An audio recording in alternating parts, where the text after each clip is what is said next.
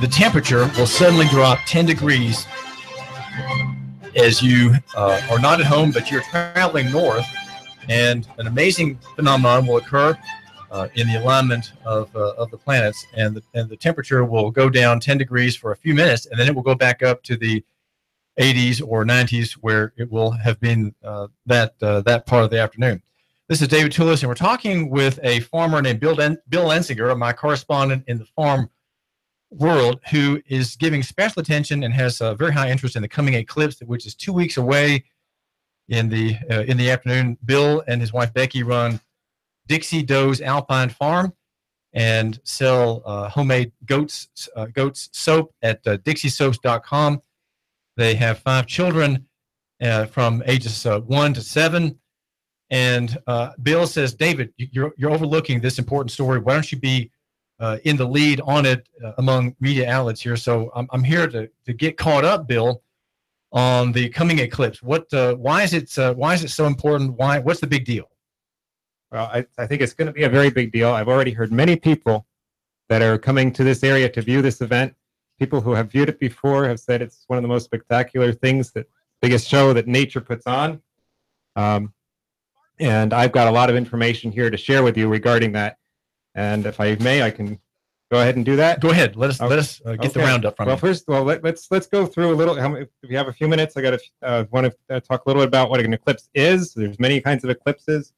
You've probably heard, seen some of them. There's lunar eclipses when the moon goes behind the Earth and it turns orange. That's very common. Partial eclipses when the moon goes in front of the sun. That's pretty common too. That's what we're having in 2 weeks. That's what we're having in 2 weeks here, right where the studio is, and in Chattanooga, we're having a partial eclipse.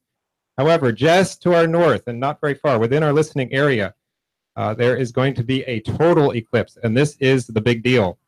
The line of total eclipse it goes over from just south of Dunlap. It crosses on the north side of Soddy Daisy, and it cuts just on the south side of Cleveland. And that line of totality is going to be in Dayton, it's going to be in Decatur, it's going to be in Spring City, it's going to be in Sweetwater, all the way up as far just as to the very south edge of Knoxville. So if you're in that area, that's where totality will be. And this is a big deal. What does totality mean? Totality means that this moon completely blocks the sun. And I'm going to show you this. This is a picture of what it will look like on a clear day with totality. And I think that's really cool. I'll show up there too. Up here. Yeah, you show it up there. So this is what we're expecting to see. We're pray for a clear day.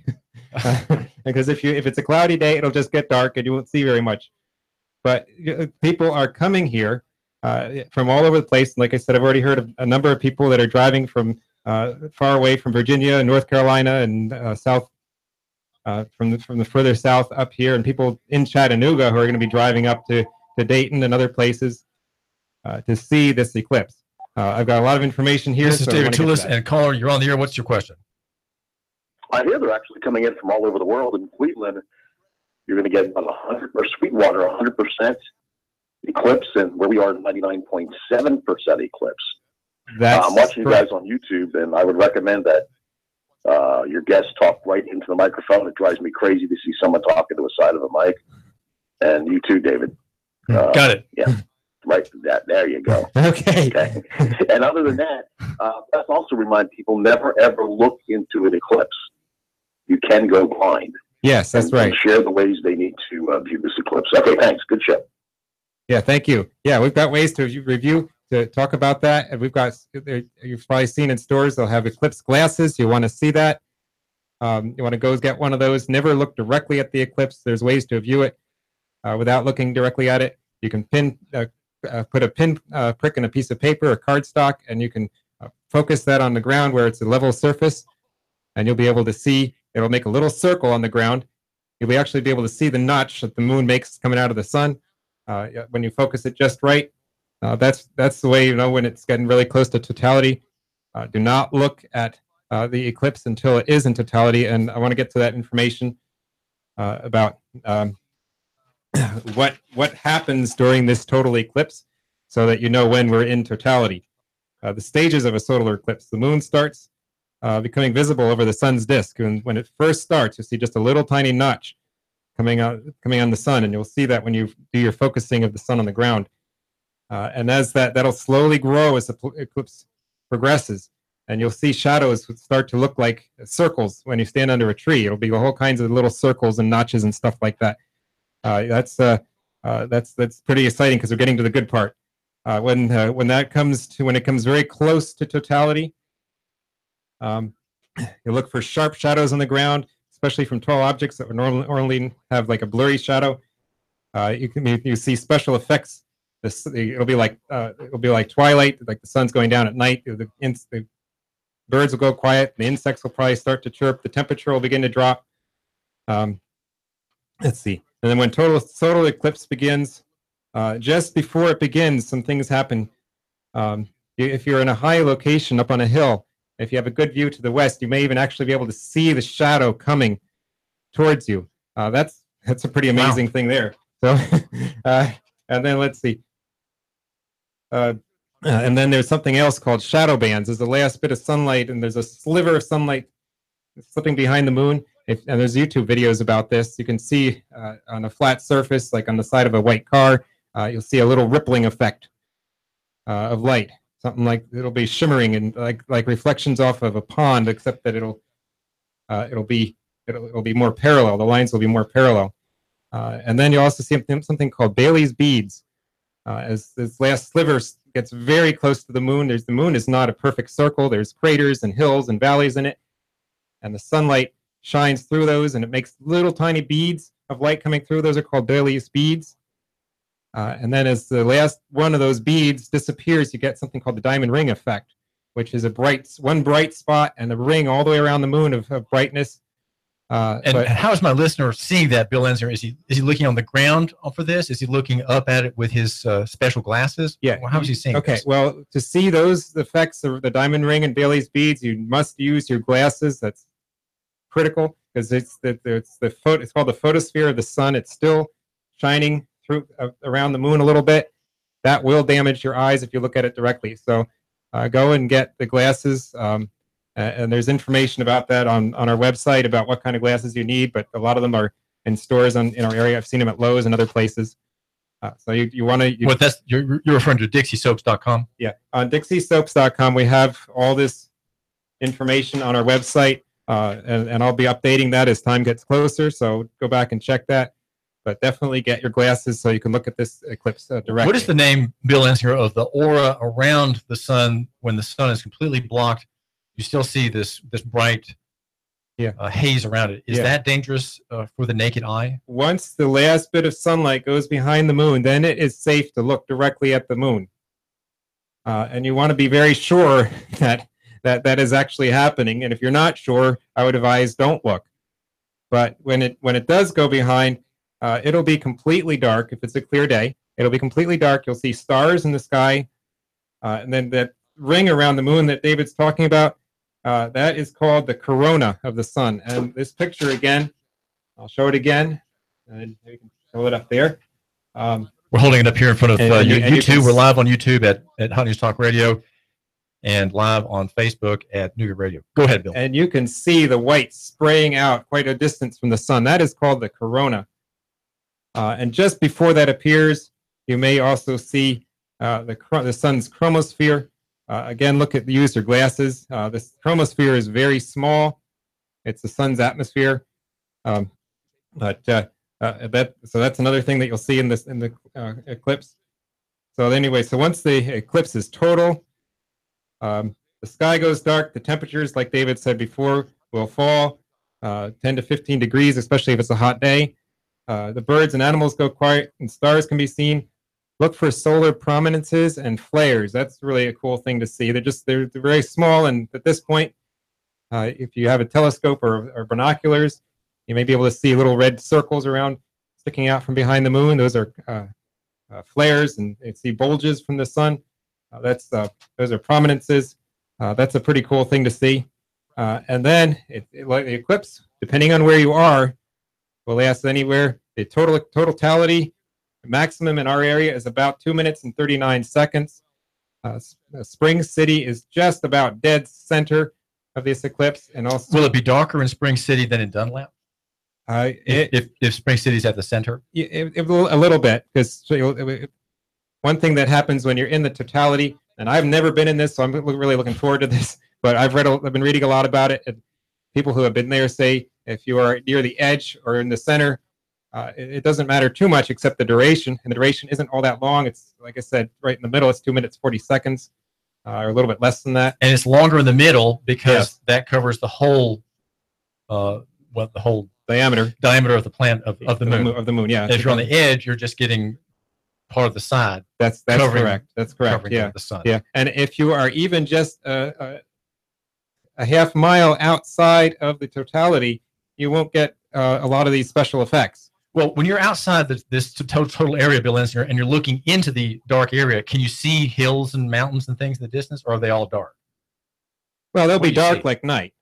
So you're in the day looking into the night. Is that what you'll see? Something like that. That must be strange too. I think so. If you can see that far, and they'd have to be up on a high space to be able to see that far.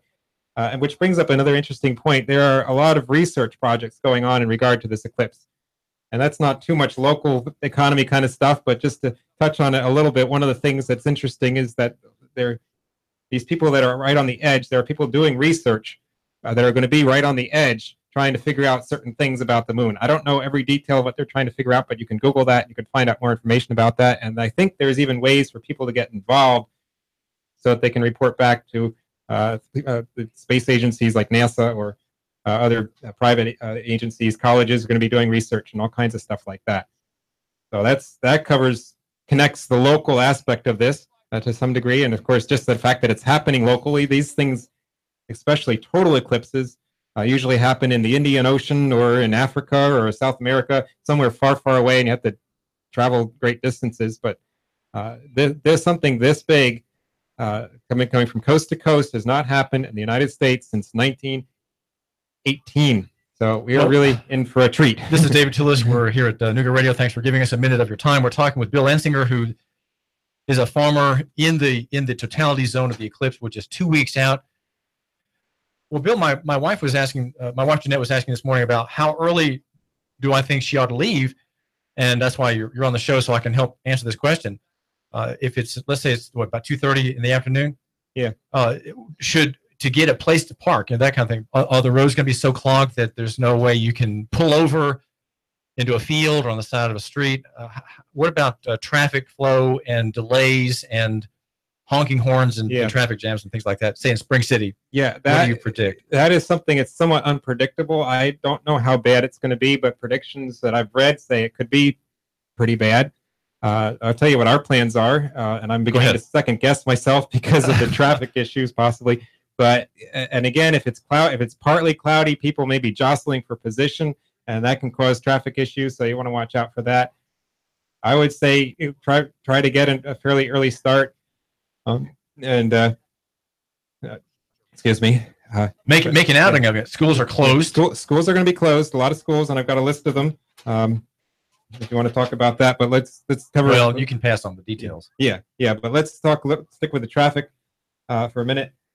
If you want to get an early, like I said, get an early start so you can get to your spot in a timely fashion. What my plans are. My wife does not like the sun.